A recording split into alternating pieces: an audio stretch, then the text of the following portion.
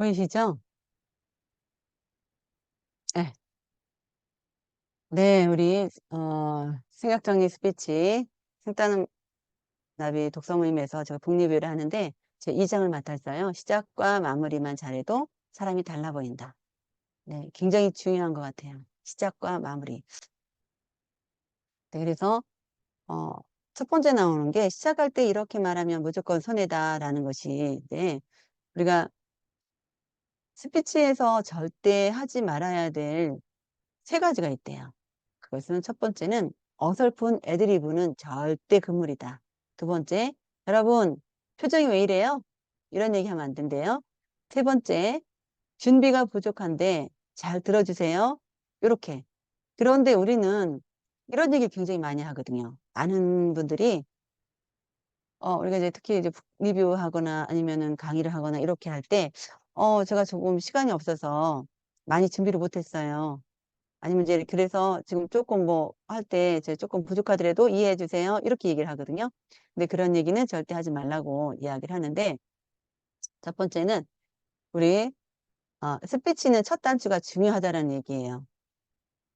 그래서 우리가 스피치를 할 때에 청중들이 듣는 사람들이 정말 긍정적인 상태로 마음이 열려져야지만 그래야 어 말하는 그러니까 그 강사도 강의하는 사람도 아니면 또 청중도 즐겁게 할 수가 있다라고 하는데 우리가 맨 처음에 시작을 할 때 사람들이 질문을 조금 많이 하거든요.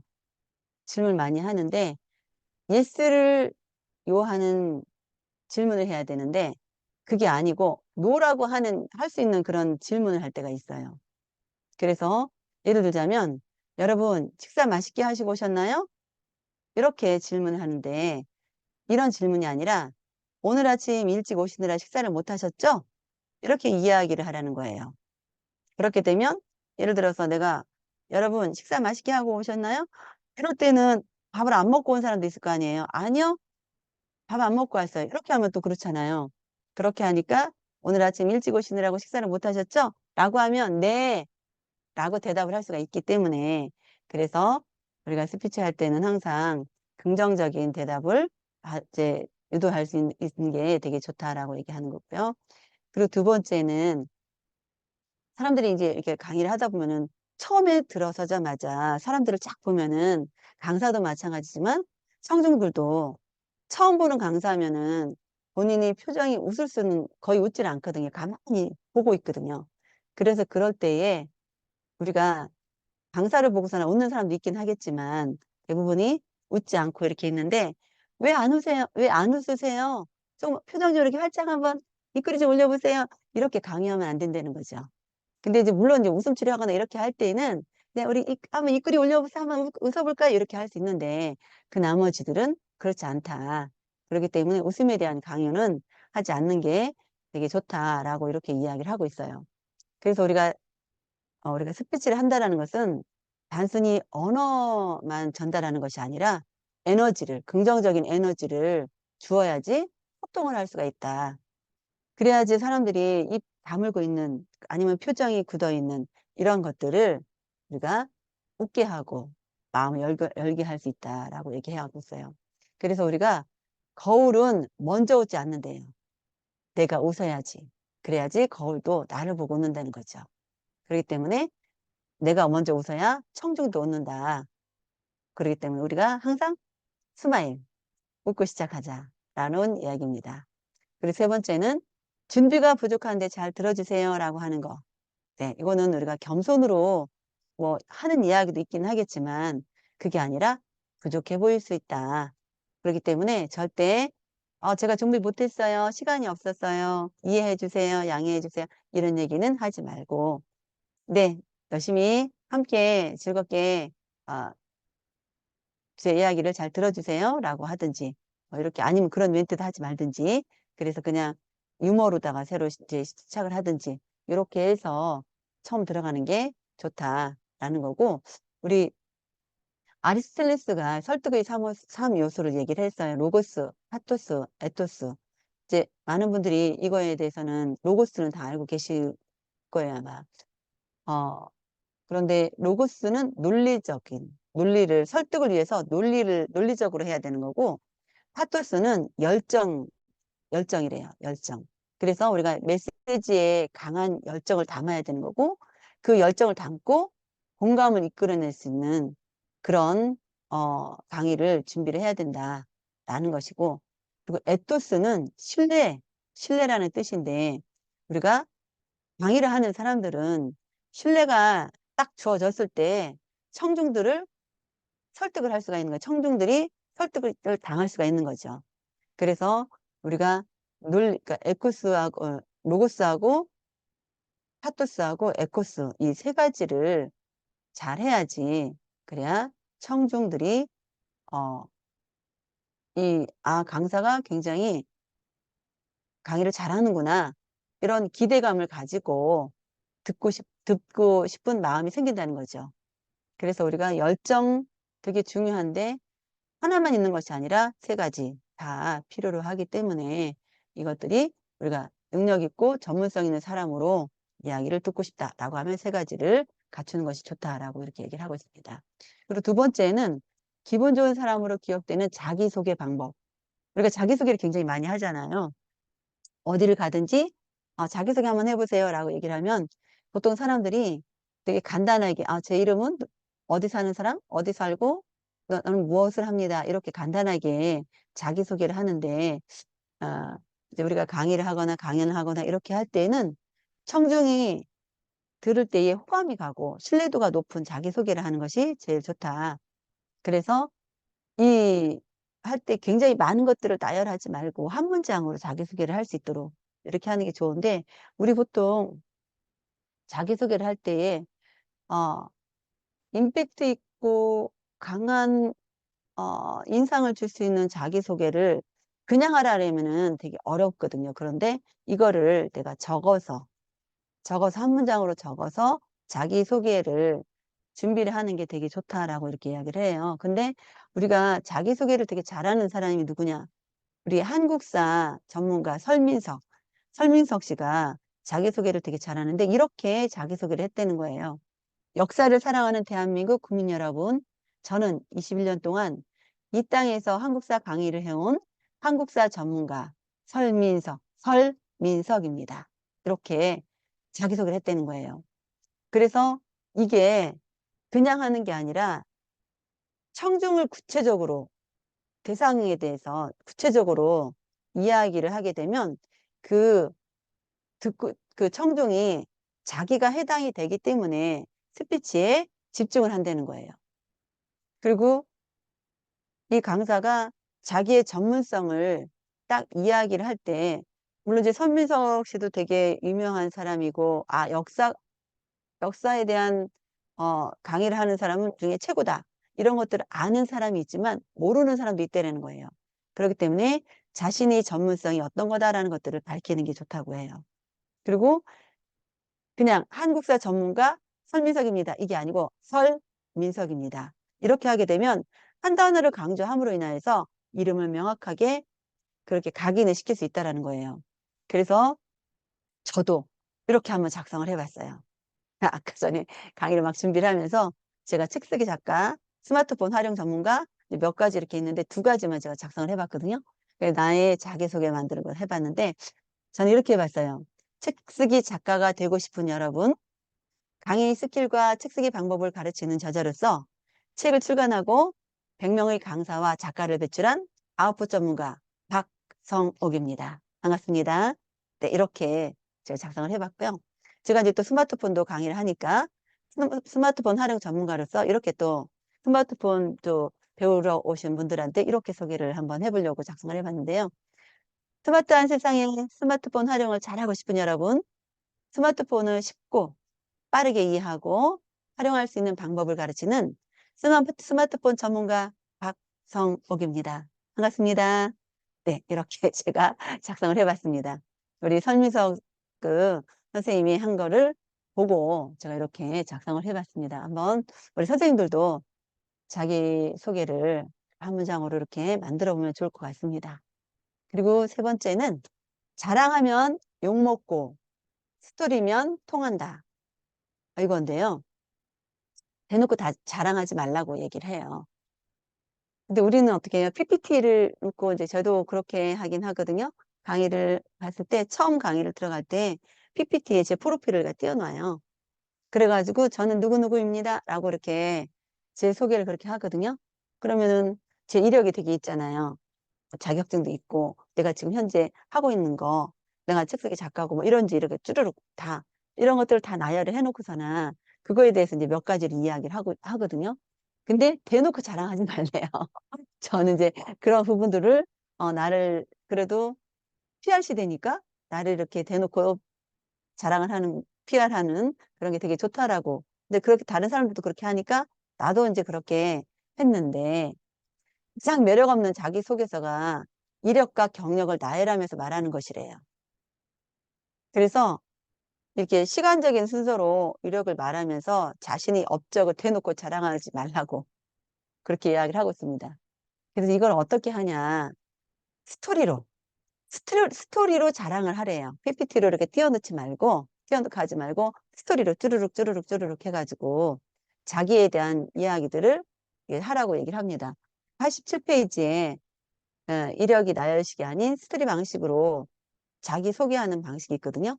근데 그거 한번 87쪽에 한번 읽어보시고, 아, 이렇게 나를 소개할 때 스토리 형식을 한번 해봐야 되겠다라는 생각 한번 해보시고, 저도, 어, 그렇게 다음에 이제 그 자기소개할 때 그렇게 한번 해보려고 합니다. 그리고 이제 주제에 맞게 내용을 업데이트 하라고 이렇게 얘기를 하고 있습니다. 이거는 대상이 바뀌거나 스피치 주제가 바뀌었다면 그것에 맞게 내용을 재구성해야 되는데 우리는 거의 이제 비슷하게 가서 자기 그 소개를 그렇게 하거든요. 그런데 그렇게 하지 말고 예를 들어서 이제 저 같은 경우는 많은 것들을 이제 강의를 하고 있으니까 제 강의하는 것들을 몇 개를 적어봤거든요. 그래서 책쓰기 작가 양성의 경우에 이제 작가 선생님들의 경우에 아니면 스마트폰 강의할 경우에 포토 에세이 이제 글쓰기를 하니까 그쪽에 또 맞는 거에 웰다잉 강의를 하니까 웰다잉에 맞는 거에 이제 이렇게 해서 내가 강의를 하는 거에서 맞춰서 주제를 바꿔가면서 재구성을 해서 네, 그 자기 소개를 할 수 있도록 그렇게 이야기를 하고 있습니다.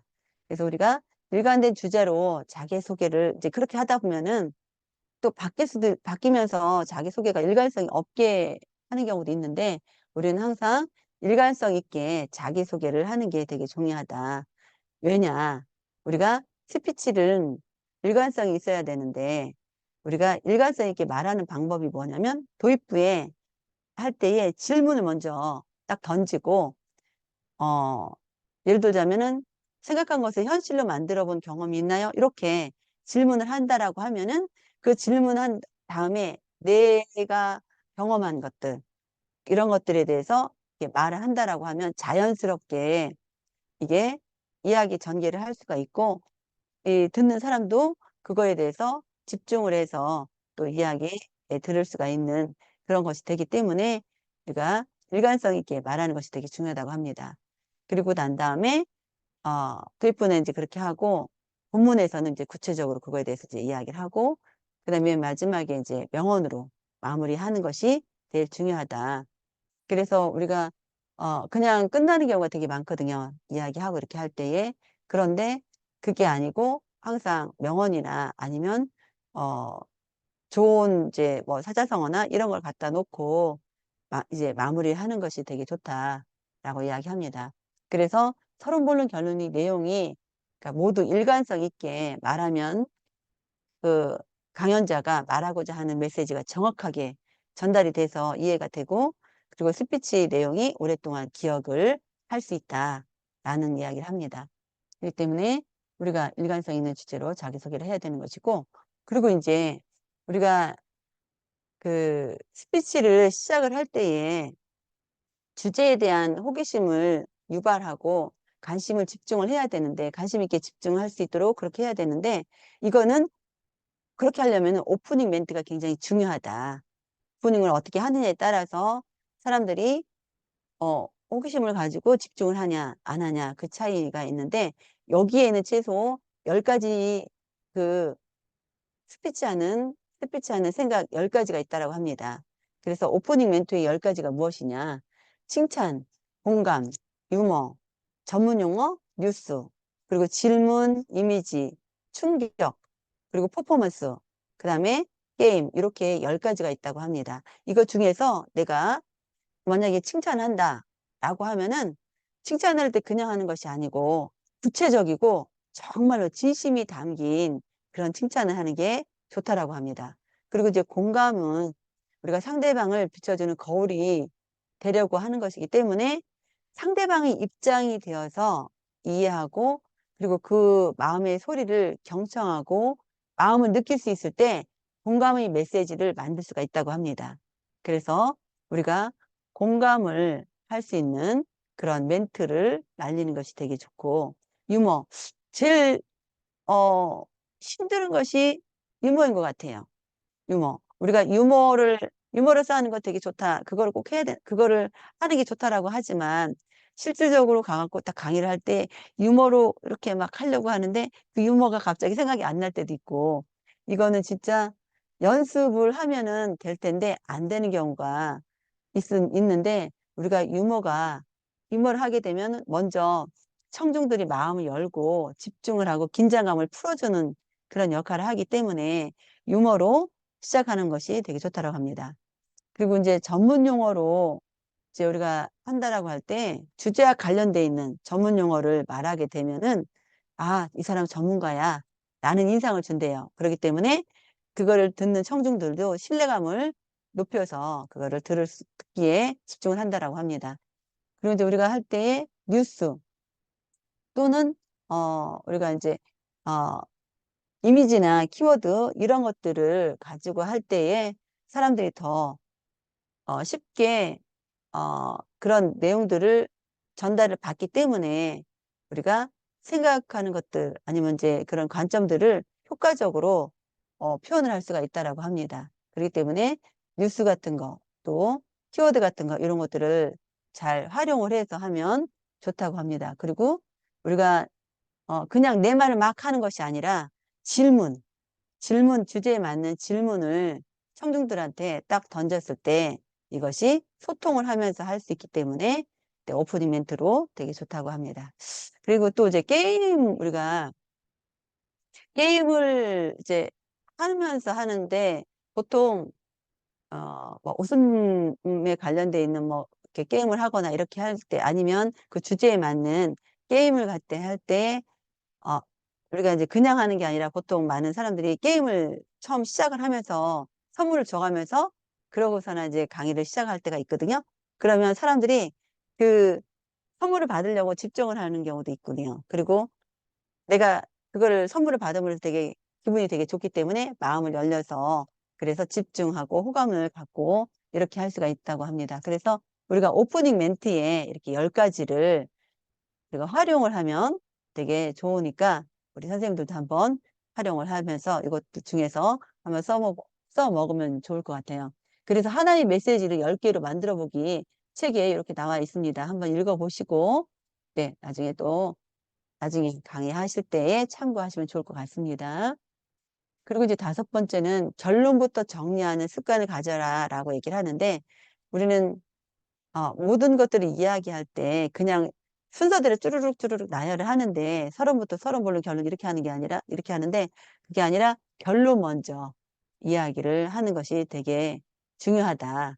그래서 우리가 스피치 대본을 작성할 때는 결론과 본론부터 한 다음에 나중에 서론을 할 수 있도록 그래서 우리가 논문을 쓸 때도 그렇게 하거든요. 일단은 서론은 그냥 대충 써놨다가 나중에 결론까지 다 나온 상태에서 서론을 다시 작성을 하거든요. 그렇기 때문에 우리가 결론을 먼저 얘기하고, 그 다음 본론하고, 그 다음에 맨 마지막에 서론을 준비를 그렇게 해야지 주제가 명확하게 딱 맞게 시작을 할 수가 있다라고 이렇게 얘기합니다. 그리고 내가 하고 싶었던 한마디, 네, 이거를 자신이 말하고 싶은 한마디를 찾아서 하라고 이야기를 합니다. 그래서 요게 내가 말하고 싶은, 자신이 말하고 싶은 그 한마디를 찾는데, 요렇게 지금 생각정리 스피치에 119쪽에 이렇게 써 있어요. 수, 수치적으로는 알 수 없지만 보이지 않는 생각이 정리되지 않아 고민하는 사람이 우리 주변에 많이 있습니다. 저는 그 문제를 해결하는 사람이 되고 싶습니다. 이거는 복주한 작가가 이렇게 자기가 자신을 말하고 싶은 한마디를 이렇게 적어놨어요. 그래서 그렇게 내가 진짜로 하고 싶은 한마디를 이제 우리 선생님들도 한번 작성을 해보면 좋겠다라는 생각이 들어요. 그래서 제가 이렇게 한번 적어봤어요. 내가 진짜로 하고 싶은 한마디. 그거를 이제 바탕으로 해서 한 게 책을 쓰고 싶은 작가들한테 이제 얘기를 하는 거거든요. 책을 쓰고 싶지만 두려움으로 쓰지 못하는 사람이 많이 있습니다. 저는 두려워하지 않고 책을 쓸 수 있도록 용기와 희망을 주는 사람이 되고 싶습니다. 이렇게 네, 내가 진짜로 하고 싶은 한마디를 한번 작성을 해봤습니다. 이제 또 잠깐 작성을 해봤는데 좀 더 깊이 있게 좀 생각을 해서 좀 더 좋은 문구로 작성을 한번 해봐야 되겠다는 그런 생각을 해봤는데 다음에 시간이 되면은 저도 깊이 있게 생각을 해서 좀 더 좋은 한마디가 어떤 것일까 라는 고민을 하면서 다시 작성을 한번 해보도록 하겠습니다. 그리고 상대의 마음을 확실하게 사로잡는 엔딩 기술이라고 있는데 이것은 스피치의 마지막에서 중요한 것은 진짜 하고 싶은 한마디를 찾아야 된다고 합니다. 아까 제가 썼던 것처럼 그렇게 한마디를 찾아야 된다고 하는데 스피치를 마무리하는 방법은 내용을 요약하고 여운을 남기고 행동하게 하는 것이 가장 좋다고 이야기합니다. 그래서 스피치를 감동적으로 마무리하는 세 가지 방법, 요 세 가지가 있는데요. 먼저 내용을 요약하는 건데 우리가 이제 헤르만 웨빙하우스가 이런 이야기를 했어요. 우리가 기억하는 시간은 학습한 후 10분 후, 10분 후부터 망각이 시작된대요. 그러니까 강의를 들으면 10분 후부터 조금씩 망각이 잊어버리게 되는데, 1시간 뒤에는 50%가, 그리고 하루가 뒤에는 70%가, 한 달 뒤에는 80%가 내 기억에서 사라진다는 거예요. 그래서 그러면 그 기억들을 어떻게 높일 수가 있느냐? 그것은 반복 학습밖에 없다. 이렇게 얘기를 해요. 그래서 우리가 기억을 하려면 그것들을 계속적으로 생각을 해야지 기억을 할 수가 있는데, 저도 요즘에 굉장히 금방 빨리빨리 잊어버려요. 너무너무 빨리 잊어버려요. 내가 조금 아까 뭐 했지? 생각이 안 날 때가 너무 많아요. 그거에 대한 생각들을 안 하기 때문에 누가 갑자기 아까 뭐 했어? 라고 물어봤을 때 내가 뭐 했지? 하고 고민할 때가 있어요. 그래서 이런 것들을 내가 계속적으로 기억을 하게 되면 우리가 어, 반복 학습을 통해서 기억을 하기 때문에 우리가 가장 중요한 거는 내가 했던 것들에 대한 내용을 정리하는 것이 되게 중요하다. 그것이 기억할 수 있는 방법이다. 라는 거예요. 그래서 내용을 요약하는 방법 중에서 금방 얘기한 것처럼 요점을 정리하는 거, 그러니까 핵심 내용을 요약하는 거, 요약해서 정리하는 거, 그리고 내용에 숫자를 덧붙여서 말하는데 내용이 할 때 첫 번째, 첫째, 둘째, 셋째 이렇게 하든지 1, 2, 3 이렇게 하든지 그렇게 해서 내용을 간단하게 정리를 하면 기억하기가 굉장히 쉽다라고 이야기를 합니다. 그리고 여운을 남겨야 되는데 우리가 아무리 좋은 스피치를 할지라도 그냥 네, 이것을 마치겠습니다 하고 끝나면은 청중들은 그냥 그 전에 들었던 이야기들이 푸르륵 하고 넘어간다는 거예요. 지나간다는 거예요. 근데 그렇게 하지 않고 좋은 스피치를 하려면은 재미있게 시작해서 감동적으로 마무리를 하는 게 되게 중요한데, 그러면 재미있게 시작하는 것은 우리가 서론에서 아까 얘기한 것처럼 10가지, 10가지 중에서 한 가지를, 두 가지든 세 가지든 이렇게 해서 호기심을 유발을 시키고, 그리고 감동적인 마무리로 영혼, 영혼을 남기는 것이 되게 중요한데, 그 영혼을 남기려고 하는 것은 어떻게 해야 되냐? 그것은 감성적인 메시지를 스토리로 전하는 것이 되게 중요하대요. 그런데 그렇게 하려면은 명언을 인용을 해서 하는 것이 가장 좋다. 보통 우리가 강의가 끝날 때 강사들이 대부분 하는 것이 명언을 가지고 해요. 명언을 가지고 자기가 했던 그 주제에 맞게 그 명언을 갖다 놓고 그거에 대해서 쭉 자기 이야기를 마무리, 전개를 하고 끝내거든요. 그렇게 하기 때문에 명언을 남기는 게 명언을 하는 것이 제일 좋다.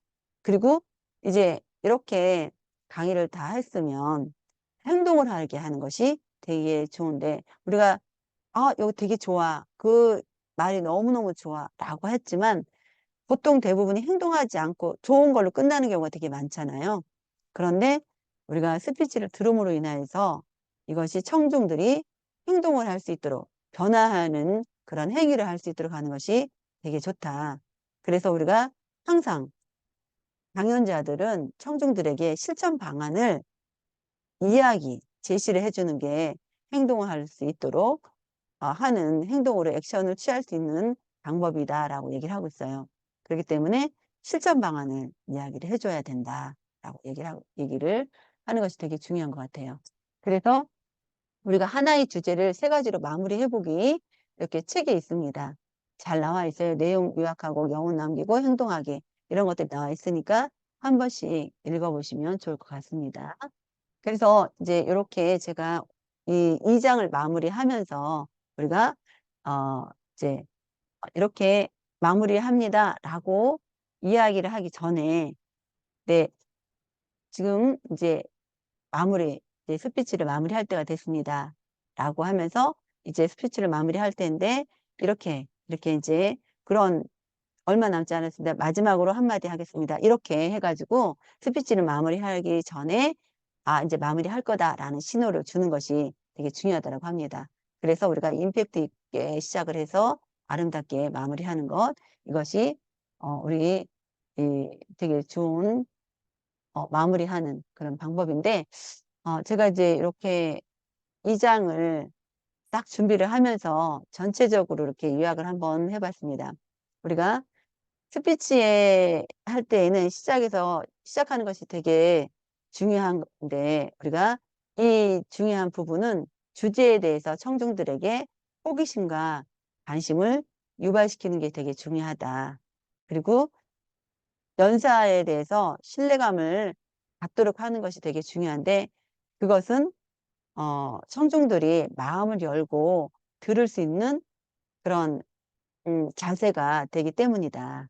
그러기 위해서 우리가 맨 처음에 자기소개하는 10가지 스피치 시작하는 방법 그런 것들을 아는 것이 되게 중요하다라는 것이고요. 그리고 스피치 마무리에서 중요한 것은 진짜 내가 하고 싶은 한마디를 찾는 것. 이것이 되게 중요하고 그리고 스피치 마무리하는 방법에서 내용을 요약하고 여운을 남기고 또 행동을 할 수 있도록 우리가 실천 방안을 제시해 주는 것 이것이 되게 중요하다. 그리고 시작과 마무리만 잘해도 사람이 달라지기 때문에 우리가 생각 정리를 그 생각 정리 스피치를 잘 하려면 그 연습과 실천만이 길이기 때문에 우리가 지금도 이제 어디 가서 강의를 하거나 아니면 오늘처럼 이렇게 어, 이렇게 북리뷰 이런 것도 할 때도 한번 해보고 연습을 해보고 우리가 강의를 하면은 청중들이 아니면 듣는 사람들이 집중해서 되게 잘 들을 수 있다라는 것들을 제가 마지막으로 하고 또 우리가 이제 이렇게 제가 이렇게 이 장을 준비하다 보니까 내용들을 모르는 내용은 없고 우리가 다 아는 내용이지만 또 이렇게 생각정리 스피치 복주한 저자가 이렇게 정리해 놓은 것들을 보면서 나도 이렇게 더 열심히 준비를 해야 되겠다라는 것들을 또 각인할 수 있는 그런 시간이 된 것 같아요. 그래서 이 장 준비를 하면서 또 좋은 또 이런 경험을 하게 돼서 되게 좋은 것 같습니다.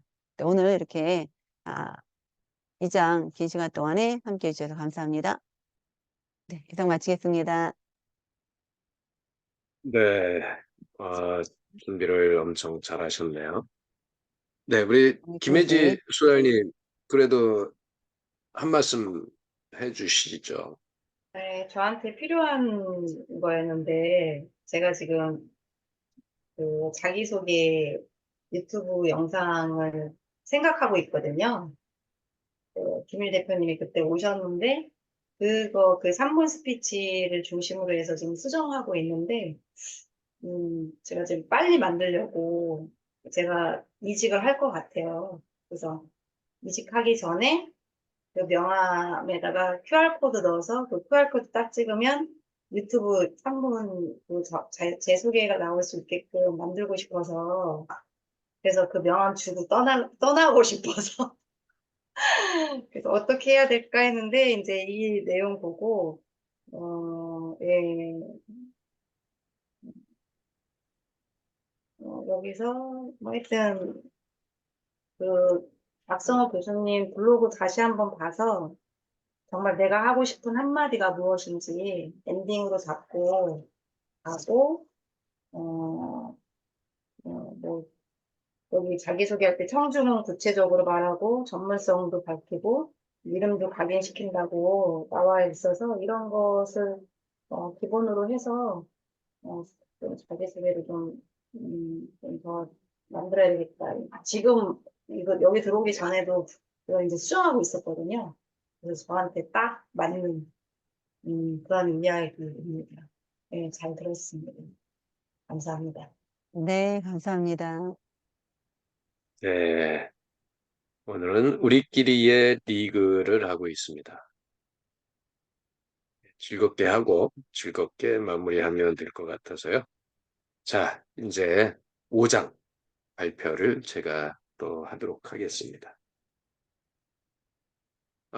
이게 이해가 되면 하는 것이 정말 좋은 것 같아요. 이게 내 거 되는 것 같아요. 네, 5장은 스피치 준비하는 모든 과정이 생각 정리다. 아마 우리가 살아가는 모든 과정이 생각 정리 아닌가.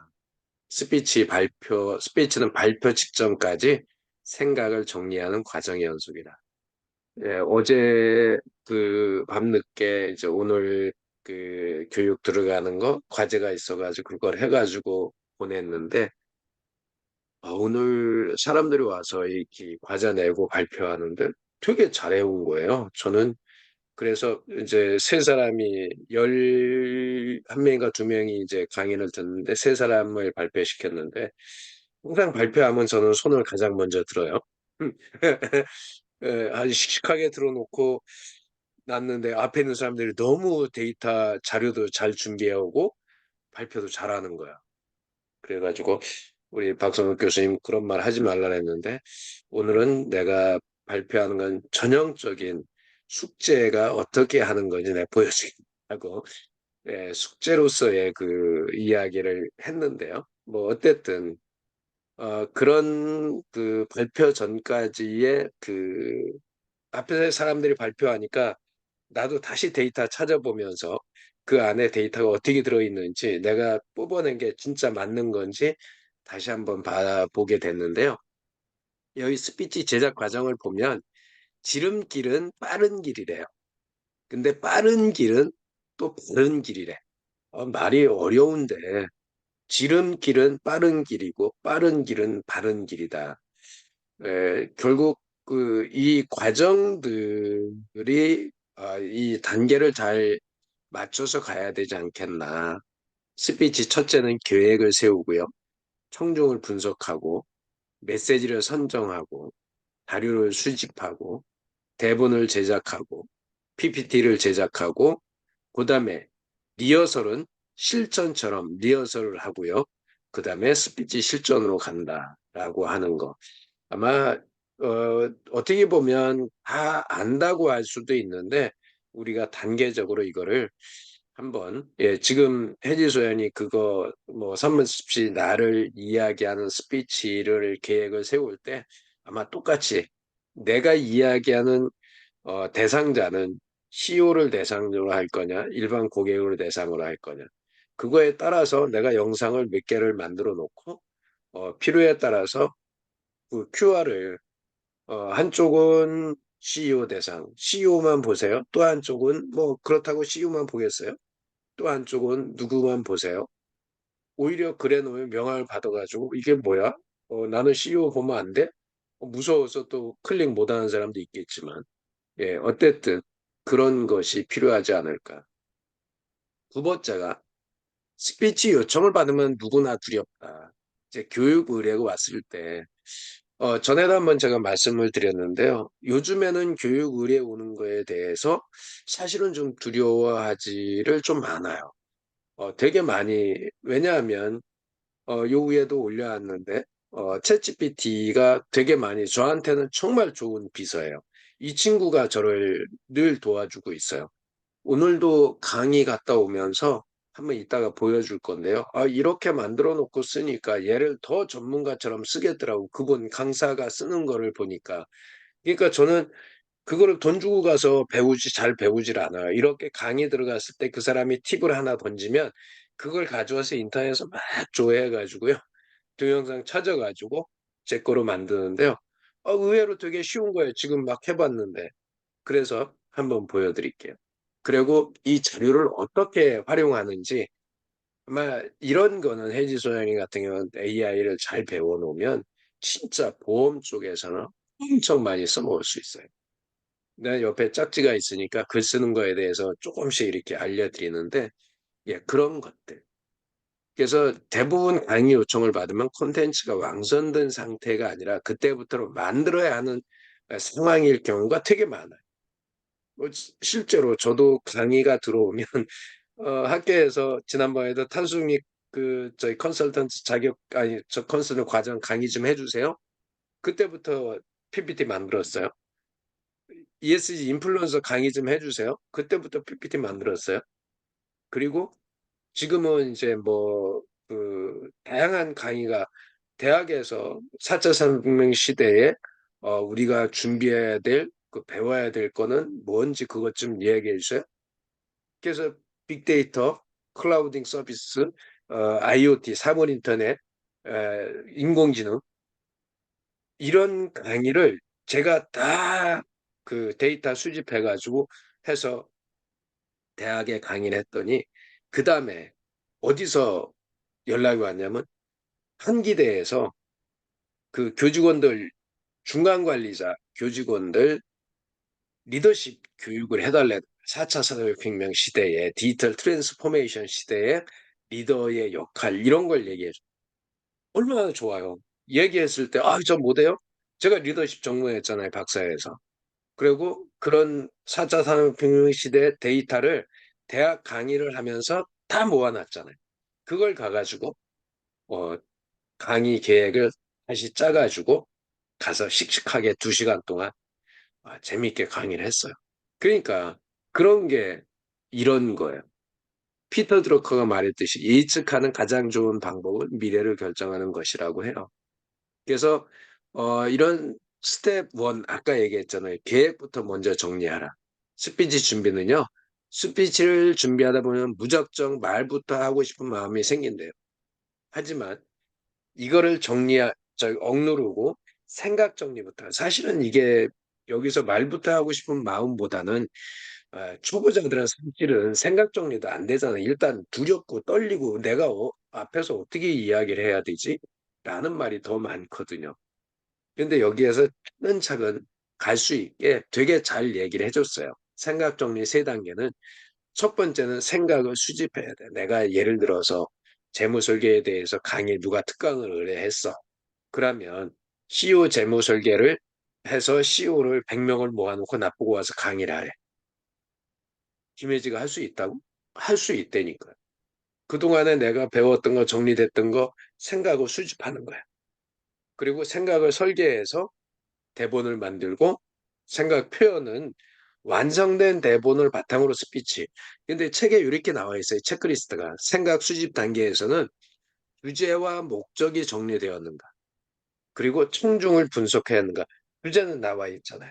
그럼 청중을 CEO로 할 거냐. 아니면 5, 60대 생활이 여유가 있는 사람을 할 거냐. 그잖아요. 딱 정해져 있잖아요. 뭐 어차피 해야 되는 게. 주제와 관련된 소재를 충분히 준비해야 하는 거예요. 그럼 CEO들을 상대로 했을 때 그들의 관심사는 무엇인지 소재를 다 준비하고 그다음에 생각 설계를 들어가 서론과 결론의 내용이 잘 정리되어 있는가. 뒤에 가면 또 설명이 돼요. 본론의 논리가 설득력 있게 구성이 되어 있는가. 서론과 결론은 어떻게 보면 거의 비슷한 거예요. 오늘 여러분들이 오셔서 저하고 이런 1시간 동안, 2시간 동안 이거에 대해서 이야기할 건데 이 시간이 1시간, 2시간이 지나면 여러분들은 이 정도가 될 겁니다. 마지막에서 오늘 이 강의를 들은 여러분들은 이제 이런 것에 대해서 이렇게 될 것입니다. 예를 들면 그러기 위해서 본론에서는 어떤 논리적으로 그 사람들이 그렇게 되기 위한 단계를 설명해 주는 거죠. 당신이 이렇게 되려면 서론에서 얘기한 것처럼 되려면 1단계, 2단계, 3단계 이 세 단계는 꼭 거쳐야 됩니다. 첫 번째 단계가 이거, 두 번째 단계가 이거, 세 번째 단계 이게. 그래서 여러분들 앞에 세 가지 단계를 하게 되면 이렇게 됩니다. 오늘부터 저와 시작을 해보겠습니다. 뭐 이런 식으로 가는 거죠. 그래서 다만 여기에서 논리의 비약 또는 오류는 없는가? 논리의 비약이 생기면 신뢰를 안 하는 경우가 생겨버려요. 뻔히 아는 비약 같은 경우. 그 생각 표현 단계는 PPT 논리 구성인 디자인 완성. 요새는 AI들이 얼마나 잘해줘요. 이 챗GPT 같은 게 그림 다 그려주거든요. 우리 그냥 아수겁도 그림 그려주잖아요. 델리3가 챗GPT 유료에는 들어가 있어요. 그래서 이 그림 그려주는 이 수준이 되게 높아졌어요. 그리고 대본이 매끄럽게 말로 표현되는가? 잘 모르면 이 GPT한테 다시 물어보세요. 그래서 얘가 정리를 해주게, 다시 한번 정리를 해주게 그런 거를 해보는 것도 되게 좋겠다. 이렇게 준비한 내용이 총중에게 잘 전달되는가? 이 앞에 있는 부분들이 잘 되면 총중에게도 전달이 잘 되겠죠. 우리 박 교수님이 그 강의를 할 때 저는 되게 그런 면에서 좀 설렁설렁하는 것 같은데 이 양반은 되게 강의를 디테일하게 준비를 해요. 그러니까 똑같은 강의인데 그 전에 하셨던 분이 강의가 재미없다라는데 이분이 가서 강의를 하면 재밌다는 소리를 듣고 오더라고요. 그러니까 그게 뭐냐면 제가 생각하는 거는 딱 한 가지예요. 강의 준비를 많이 해요. 그리고 대상 분석을 되게 많이 해요. 그리고 거기에 맞는 강의를 해주는 거예요. 그게 아마 내가 보기에는 이 복조현 작가도 그런 얘기하는데 청중을 철저히 분석하라고 해서 스텝 2에 주제에 대해서 얼마나 알고 있고요. 스피치는 딱 아는 만큼만 전달할 수 있다. 주제에 대해 내가 아는 것과 모르는 것을 정확히 구분해야 되고요. 모르는 것을 인지한 만큼 준비할 수 있다는 거예요. 내가 모르는데 저도 그래요. 제가 이제 박사 논문 발표하고 이러면서 어 이제 느낀 게 뭐냐면 아무리 중요해도요. 내가 모르는 건 없어요. 오히려 지적받는 게 나아요. 지적받는 거. 그러면 교수들이나 아니면 논문 발표할 때 거기에 와 있는 패널들이나 이게 토론자들이 이 논문에는 당연히 이게 들어가야 되는데 여기에는 빠져 있는데 이게 왜 그렇습니까? 연구자가 모르는 겁니까? 아니면 어떤 겁니까? 라고 얘기를 했을 때 그러면 내가 대응을 할 수가 있잖아. 그냥 넘어갈 수도 있지만 그렇게 됐을 때 아, 그렇습니까? 그 부분에 대해서는 저도 생각 안 했던 건 아닌데 저는 이런 생각에 의해서 그거를 제해 놨었는데 그러면 다시 넣어서 분석을 다시 하고 준비해 보겠습니다. 이런 식으로 갈 수가 있는 거죠. 청중은 누구인가? 스피치는 청중 분석에서 출발한다고 하고요. 청중이 누구인지 무엇을 원하는지 알아야 맞춤형 콘텐츠를 만들 수 있다고 합니다. 세 번째가 이제 핵심 메시지를 선정하는 좋은 메시지의 특징은 한 문장으로 정리되며 그 안에 스피치의 목표와 줄거리가 담겨 있어야 한다. 아까 우리 박 교수님이 그 이야기를 좀 해주면서 정리를 했고 우리 혜지 소장님도 그 얘기를 한 거예요. 또한 제가 전에 3분 스피치 할 때 저는 예, 이 애매모호한 이 정체성을 가지고 있는 사람들에게 독서와 글쓰기 또 코칭을 통해서 생각을 정리해주고 최적화된 비즈니스와 연결해줌으로 인해서 더 나은 지금보다 더 나은 수익화를 만들어주는 생각 정리, 생각 명료화 전문가 김일입니다. 이렇게 얘기를 했거든요. 그러니까 그런 부분들, 그러니까 고객이 이제 그게 내가 누구인지 제가 왜 와서 이야기하고 있지? 얘기 들어보니까 근데 정체성이 내가 누군지 잘 모르겠는데 그거를 책을 통해서 글쓰기를 통해서 코칭을 통해서 생각을 정리해 준대. 그리고 그거를 최적화된 비즈니스하고 연결해 줘서 더 나은 수익화를 만들어 주는 사람이래. 그런 거죠. 그러니까 이 사람도 여기서 이 교육 의뢰가 강의 의뢰가 들어왔을 때 생활체육 지도자를 위한 미래 트렌드 생각 정리 스킬을 이렇게 정리를 했어요. 트렌드 개념을 명확히 이해하고 지금 요새 생활체육 지도자 트렌드를 어떻게 이 사람들이 어떤가 이거는 뭐예요? 인터넷 자료나 책을 통해서 이거를 분석할 수가 있겠죠. 그리고 생활체육 지도자의 미래 트렌드를 살펴보고 트렌드를 스스로 정리하고 활용할 수 있는 생각 정리 스킬을 습득한다는 거죠. 이 양반은 기승전 결 뭐예요? 생각 정리예요. 복주한 작가의 기승전 결까지가 다 생각 정리야. 모든 게 생각 정리로 이 사람은 정리가 돼요. 이게 젊은 분인데 대한민국에는 생각 정리에 대해서는 가장 앞서 있는 사람이더라고요. 네 번째가 자료는 마지막까지 수집하라. 책을 참고하고 유튜브 영상을 참고하고. 그러니까 저도 요즘에 이제 가장 많이 제가 새로운 것을 딱 새로운 키워드가 뜨면 저는 가장 먼저 조회해 보는 게 유튜브예요. 근데 유튜브에 없으면 구글링 하고요. 구글링해서 안 나오면 또 하나는 이제 그 유튜브를 보기 전에 한 번 더 하는 게 뭐냐면 빙챗이에요, 빙챗. 마이크로소프트의 빙에 들어가면 어, 저기 에, 뭐야 클릭컷인가 하여간 그 빙챗 이름이 그건데 거기 들어가서 조회를 하면 얘는 그게 뭔지를 키워드에 대한 정리를 해주고요. 밑에다가 관련된 링크를 다 찾아줘요. 그러니까, 그러면 이거에 대한 유튜브 링크 찾아줘 그러면 유튜브 링크를 찾아준다고. 그걸 하고 나서 그 다음에 검색을 또 들어가요. 그러니까 지금은 AI가 옆에서 내 비서 역할을 무진장 잘해주고 있죠. 그리고 어, 일곱 번째가 스피디 대본을 만들어요. 그런데 이 사람은 대본을 어떻게 만들어? 마인드맵으로 스피디 대본만. 생활체육사 미래 트렌드. 트렌드 아까 이해 트렌드를 리딩했죠. 분석하고 활용하는 거. 이거에 이제 생각 정리 스킬이 핵심이 되어 있는 거죠. 정의, 트렌드 종류, 필요성. 어느 트렌드예요? 생활체육 지도사에 대한 거예요. 앞에다가 말을 뺐지만 트렌드 리딩은 어떻게 하고 실습은 어떻게 하고 과거 트렌드는 어땠고 올해 트렌드는 어땠고 미래는 어떻게 갈 거고 그래서 트렌드 활용은 어떻게 할 거고 사례는 어떻고 이 정도 되면 이 사람이 이거 생활체육지사 전문가는 아니지만 결국은 이걸 생각 정리하고 연결해서 이 생각 정리 스킬에서 보면 많이 디지털 그 생각 정리하는 도구 중에서 마인드맵을 이분이 제시했죠. 예, 그걸 갖다 활용하는 거죠. 여기 보면 스피치 질거리는 위와 같은 목차로 만들어주면 좋다. 한 페이지로 논리의 흐름을 살펴볼 수 있고 내용의 중복과 누락을 방지할 수 있다. 이런 거 정리해 놓으면 똑같은 게 반복되는 것도 방지해 줄 수가 있고요. 누락도 방지해 줄 수가 있어요. 요새 GPT 4.0을 쓰는 사람들, 유료 버전을 쓰는 사람들은요.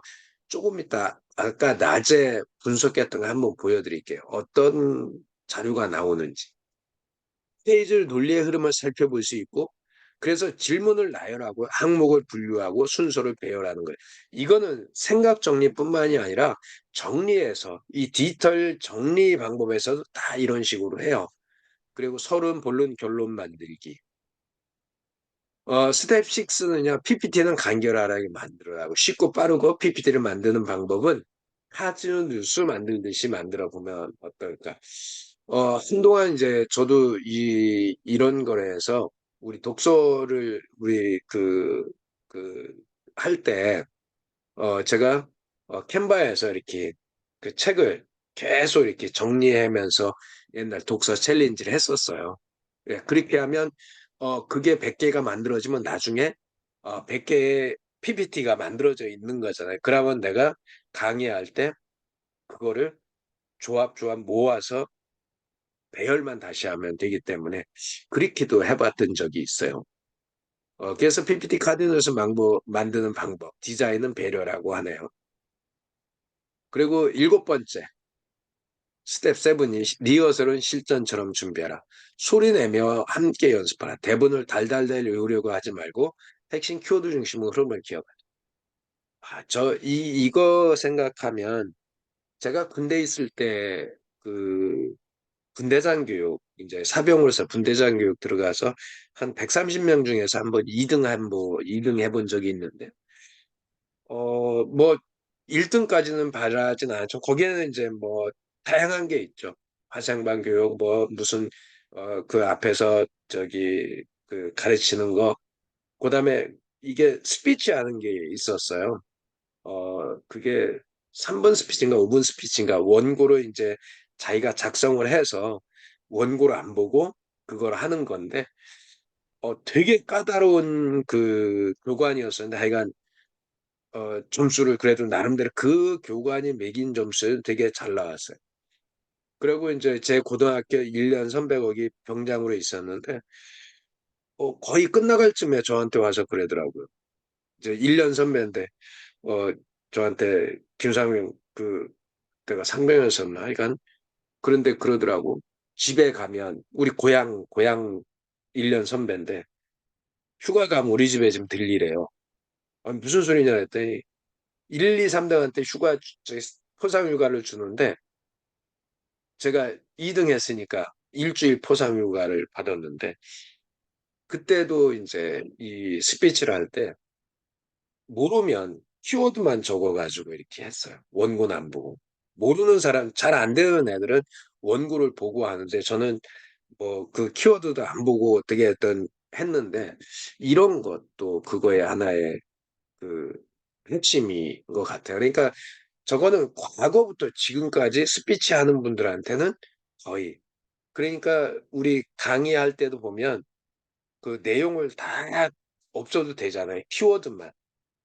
우리 이거 적어 놓고 어, 생각이 안 날 때 키워드를 보면 내용이 나오기 때문에. 그리고 문어체가 아니라 구어체. 손은 도대체 어떻게 해야 되나요? 우리 강의하다 보면 지금 저도 그렇지만 너무 액션을 취하면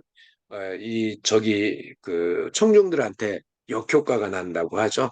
여기도 보면 손은 제2의 눈이라고도 불린다. 보이지 않는 말과 생각을 상대방의 머릿속에 그려질 수 있도록 그림을 그려주는 역할을 한대요. 스피치를 할 때 제스처를 과장하게 되면 어색하고 유치해 보인대. 여러 가지 방법이 있겠지만 나의 경우 상징적인 정도만 표현한다고. 이 친구 같은 경우, 뭐 이 친구 같은 경우는 이런 강의니까 뭐 레크레이션 강사는 또 달라지겠지만 결국 그런 연습을 꾸준히 하라고. 그래서 강의하는 사람들은 이런 거 노래하는 사람들은 뭐 당연히 발성 연습하지만 강의하는 사람도 발성 연습을 되게 많이 하거든요. 그런 걸 하라.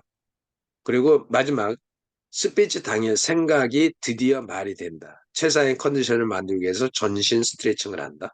몸이 긴장하면 생각도 긴장하고 반대로 몸의 긴장이 풀리면 생각도 풀린다. 그렇게 이야기를 하고 있습니다. 네, 여기까지 저도 좀 마쳤습니다. 그러니까 이게 이제 뒤에 어떻게 하면 실전을 할 수 있을까라는 내용들이 적혀 있는데 뭐 좀 도움이 되는 말이 있었나요? 네, 스피치를 준비하는 모든 과정이 생각 정리다. 네. 네, 이것이 제 키포인트 같아요.